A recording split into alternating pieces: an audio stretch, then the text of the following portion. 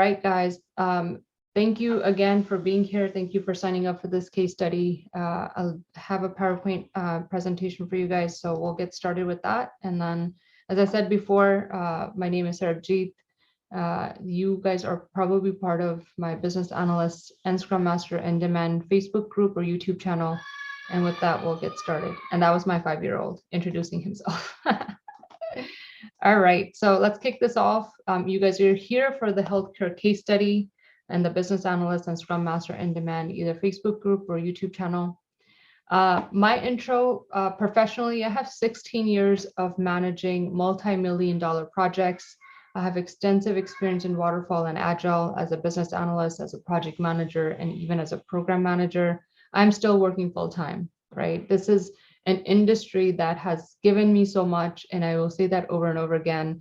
And I'm extremely grateful for being part of this industry and for helping others transition, because it just offers so much. My training, all of my training is more of a hands-on approach. I don't do textbook stuff at all, because what you learn in the textbook and theoretical it's like completely different from the way that we run projects, right?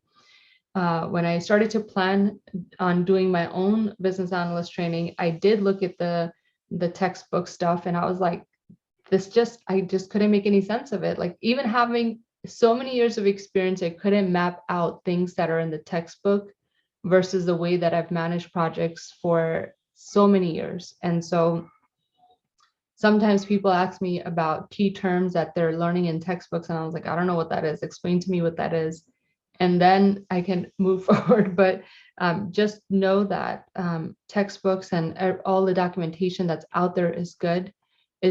There's just not, companies generally don't have the amount of money and resources needed to follow the process the way the book explains it in running projects. So to date, I've helped 75 people transition into high-paying jobs.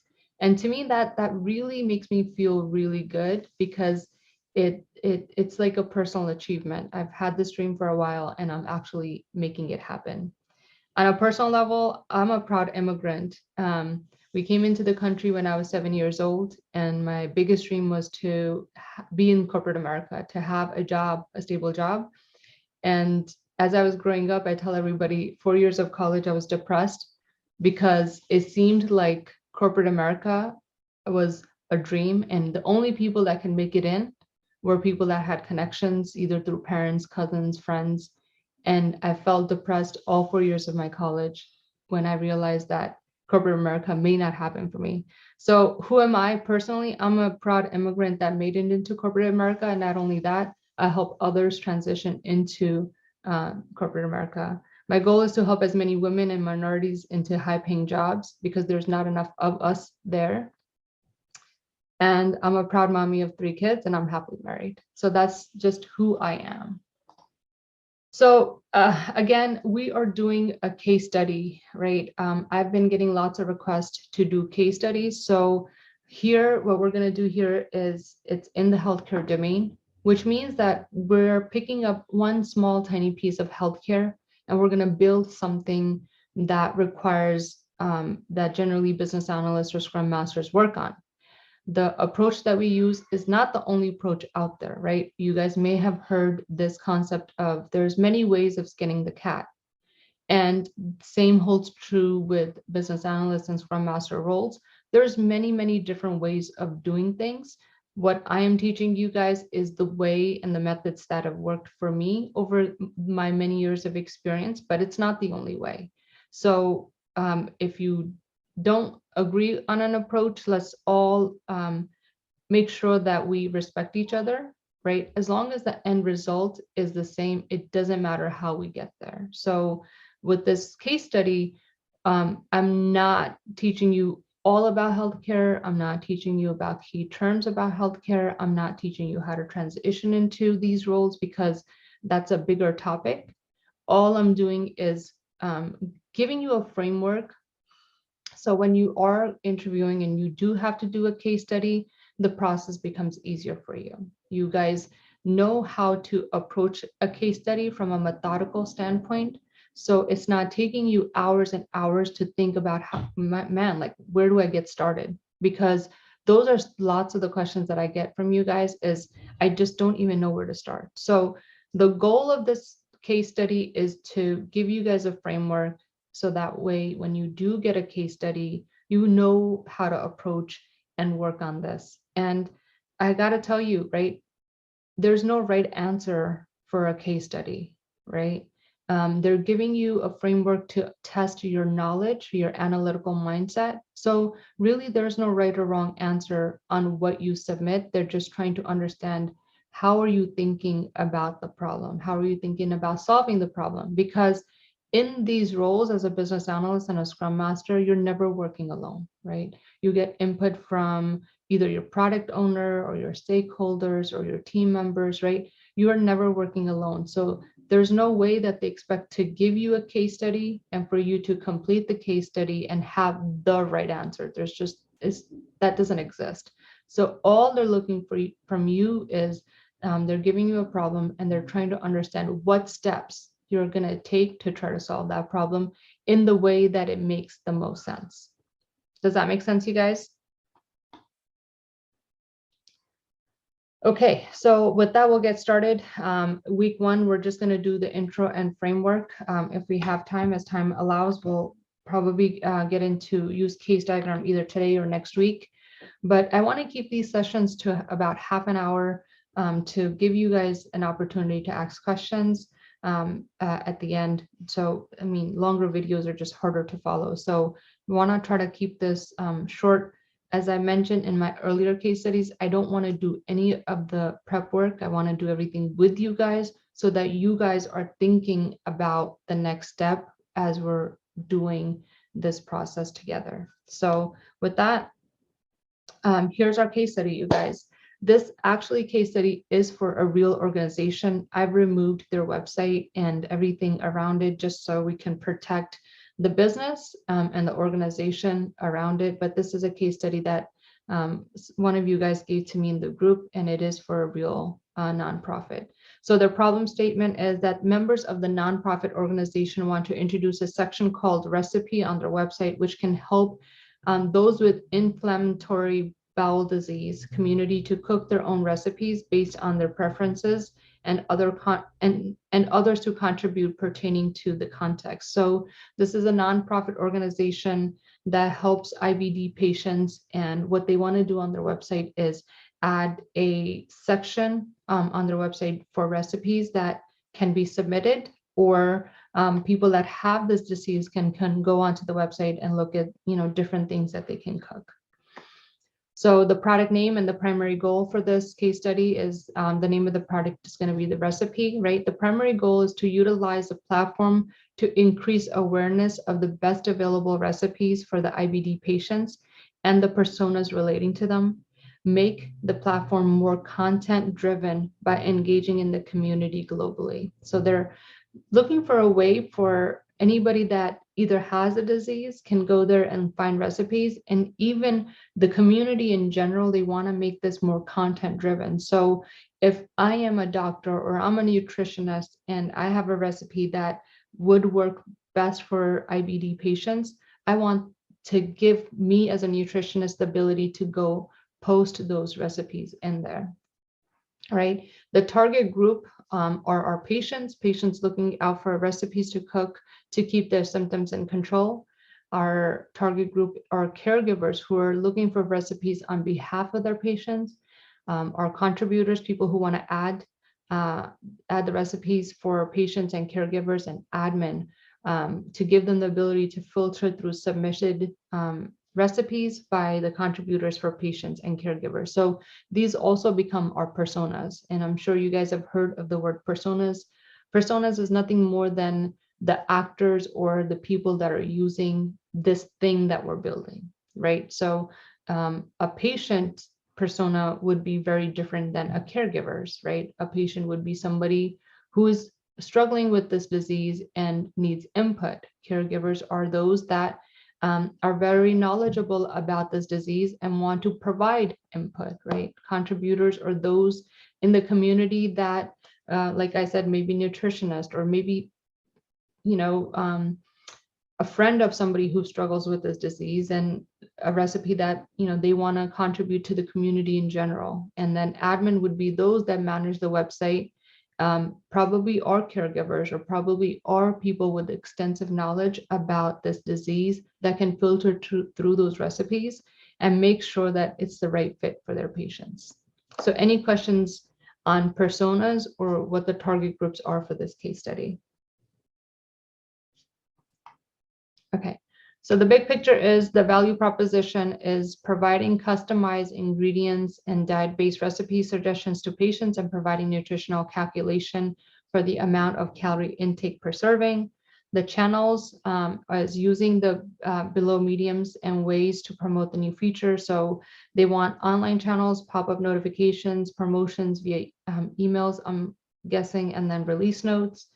And the resources that they're trying to do this is utilizing internal resources, patients, and copyright. So again, the big picture is to add something on a website that makes it easy for people to not only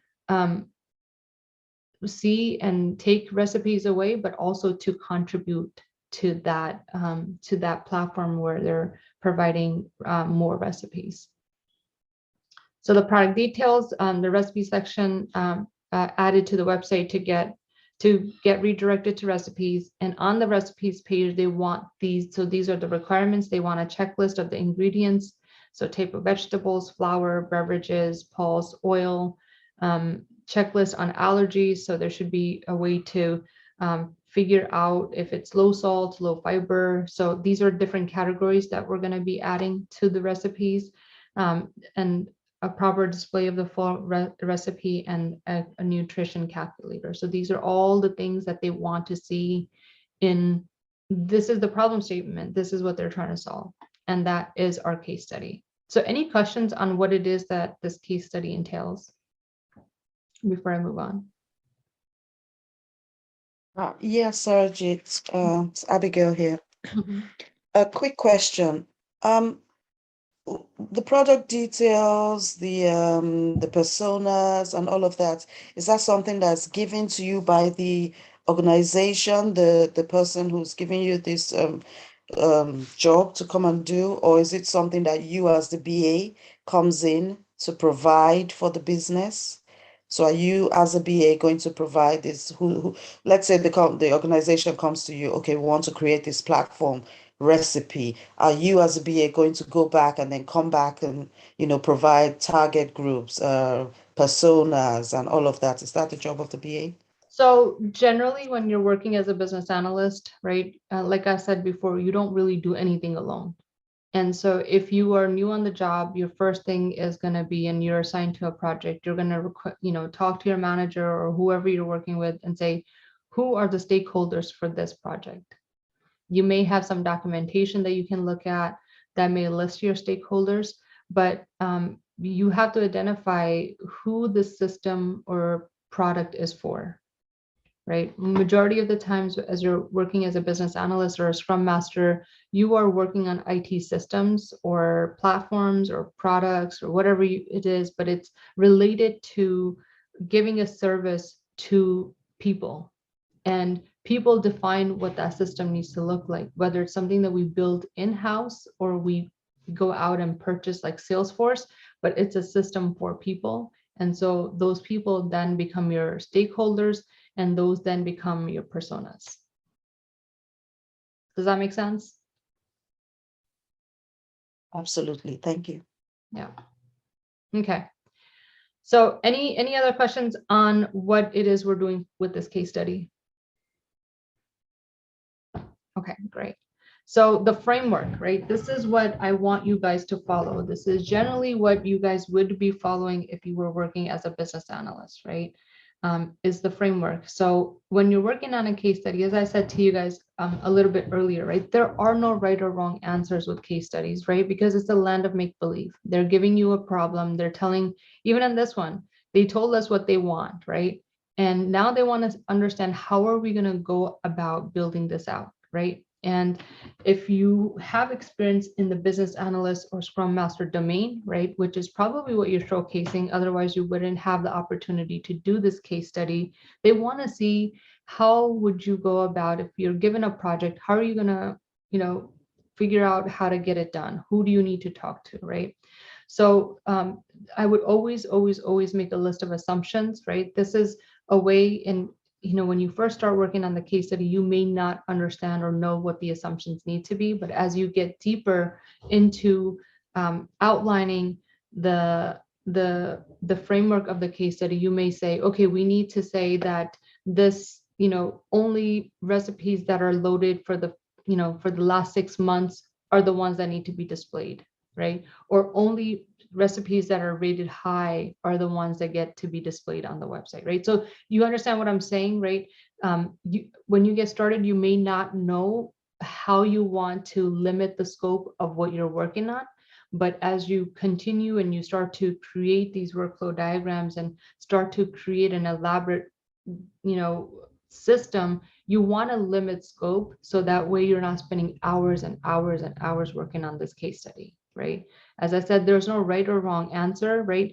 It doesn't matter if you give them a 50-page, write-up or a 10-page write-up. As long as a 10-page write-up is succinct and shows the way that you got to the end result, they're probably more than likely like that 10-page versus the 50-page. So limiting scope when you're working on a case study is critical, just so that you're able to frame what it is that you're showing to them in a way that makes logical sense. Does that make sense? Generally, generally, I suggest that you guys show use case diagrams, right? And use case diagrams is a way that for me, at least, I'll use myself as an example. I like to do use case diagrams because it's a way for me to kind of brainstorm how the system needs to work and how it needs to interact between the different users. We just talked about personas or the people using the system. So even if they don't ask you to do a use case diagram, I would still invest the time and energy on doing it, because what a use case diagram does is it's kind of like a mind map, and it helps you figure out, okay, who are the users for this and how are they going to interact with one another? What are the features that the system needs to have so that these users can interact with one another? So I think next week we'll work on a use case diagram. I would create an as is workflow diagram. And you guys may say, well, Sarabjit, if this is a brand new system and they've never done it before, how do you create a current state or as is diagram? And I would always say there's got to be, they were doing something that was manual and labor intensive for them to want to now do it in an automated way. So again, your case studies are the land of make believe. You don't have the opportunity to talk to somebody. So imagine what that archaic process was, that and what archaic problem is that you're trying to solve, and just create something, right? Your future state or to be workflow diagrams are, what the system is going to look like in the future. What are you building, right? So that's going to be your future state diagram. This framework, we're gonna keep it as in the agile environment and not in waterfall. So we'll create user stories and we'll create the acceptance criteria. We'll create prototypes and we'll create a framework on how to present this case study. Lots of times, people are very specific on how they want the case study submitted. And if that's the case, by all means, follow that process, right? Because they're trying to understand if you also can follow directions. What I'm going to do is just put everything in a PowerPoint and give it to you, button it up and give it to you guys at the end of this. So you guys can have this, while you're doing case studies for interviews. But and that's going to be the scope of what we do here. Any questions? Yes, I have a question, please. Question. So for use case diagram, is it done on the as is state or the to be state? Okay, use case diagram is a way for you to brainstorm on what the future state needs to look like. right? And so both diagrams, a use case is very different than your workflow diagrams. Workflow diagrams talk about logically how things are happening, how they need to happen. A use case diagram is, you may have seen stick figures and ovals, and we'll do those next week. Just showcase who are the different users and what features might we want to have in the system. And it's done definitely used as a brainstorming to bring people together and think outside of the box about what the system should have. It's a very, very high level. Sarji, what about like the assumptions? Like when you list the assumptions, does that kind of give you an idea of like what's in scope and what's out of scope? Yes, exactly. That's exactly what you're doing by listing your assumptions. And right now, like I can't think of any, but as we start to work on our like as is or future state, we're like, oh my God, this thing is going to be huge. How do we scale it back? And so that's exactly what you're doing by listing the assumptions, is either letting your, whoever you're submitting this to say, okay, this thing is not in scope for this case study or this project. So you're not having to do like, such a huge, like complicated case study. Because again, they're not looking for you to solve that problem. They're just trying to understand how are you like logically solving this issue, or how would you go about working on this project?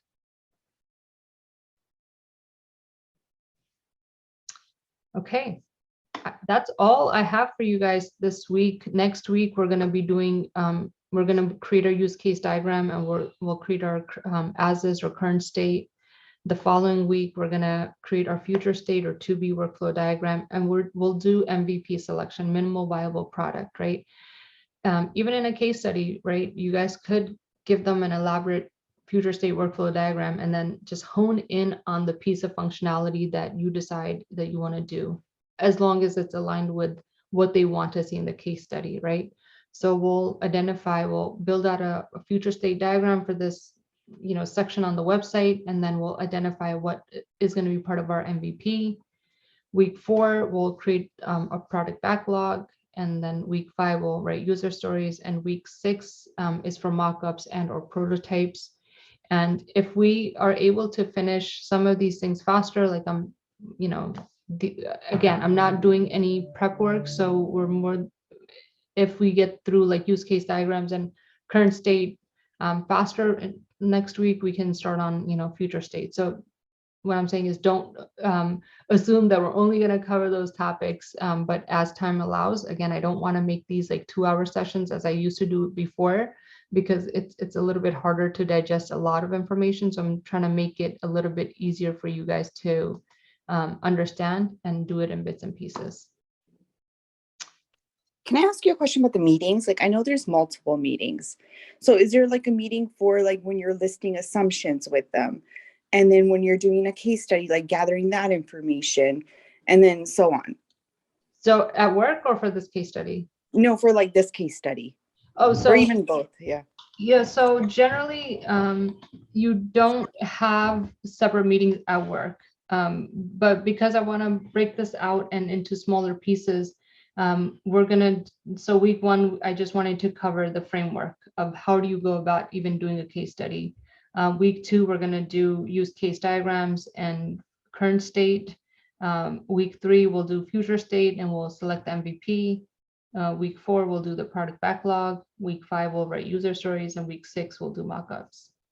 Oh, sorry. I was thinking like if I was like actually doing the case study and I was working with the stakeholders, like if I were to have multiple meetings with them, would I be having like a meeting where we're like listing the assumptions, where we're doing like all like, is there, yeah, no. Generally, when they give you a case study, they just give you a write-up on what they're looking for. You don't have the opportunity to work with stakeholders or anybody to complete that case study. So that's why I say case studies are the land of make-believe, right? You just, you're given a problem statement, you're given what the requirements are for them, and you're then need to go out and create these artifacts so you can show them how you would go about solving this problem. In the real world, when you're working as a business analyst, that's not how you do things. You're not given a problem and you have to solve it on your own. You work with people to solve and understand how that system will work and how it needs to operate efficiently. But in case studies, generally, they just give you what they want to work on, and they give you about a week to submit the documentation. So what if I once I finished the as is and the to be, and I wanted to go over it with the business to make sure I wasn't missing any processes, or there weren't any gaps? Would I have a meeting with them about that, or is that something that I need to figure out with my team? Yeah, they generally don't give that opportunity. They just want to see a finished case study. There may be some organizations, but I haven't heard of any that allow you to meet with stakeholders while you're still interviewing, remember? So this case studies generally is given when you're still in the interview process. So they're just, again, trying to understand, how would you go about working on this? And they don't give you access to stakeholders. They don't give you, if you email them questions, they may get back to you, but generally they're giving a case study to 10 to 15 people who they think may, fit well in the organization. And then based on the output of those 10 to 15 people, they may decide to move forward with the interview process with you.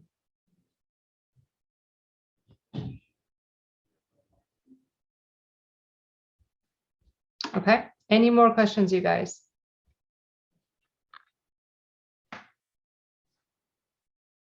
No more questions? Was this helpful, understanding the framework of how to do these things? Yes, very helpful. Thank you. Perfect. All right, guys, that's all I have for today. Next week, as I said, we'll work on doing a use case diagram, and we'll do current state, and then we'll get started on the case study. And then again, if you have any questions, this is going to be in our group as well as YouTube in a couple of days. If you have any other questions, I guess the best way to reach out to me, Shita, let's figure out the best way, whether email or Slack, but just for the case study itself. So we'll get back to you guys on what that looks like. All right, guys, thank you so much. Thank you. I look forward to seeing you guys next week.